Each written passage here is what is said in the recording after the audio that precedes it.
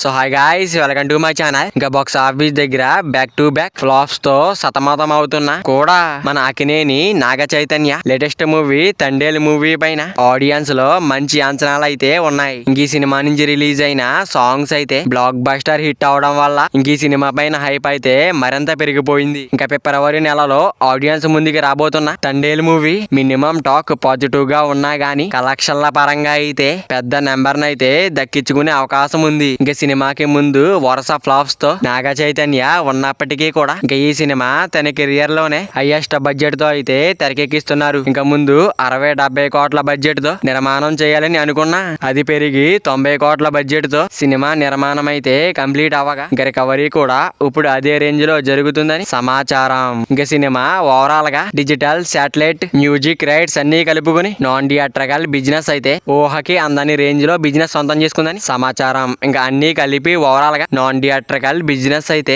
50 కోట్ల వరకు జరిగిందని సమాచారం. ఇంకా బడ్జెట్ లో సగానికి పైగా రికవరీ నాన్ థియేట్రికల్ బిజినెస్ నుంచే సొంతమైంది సినిమాకి అయితే.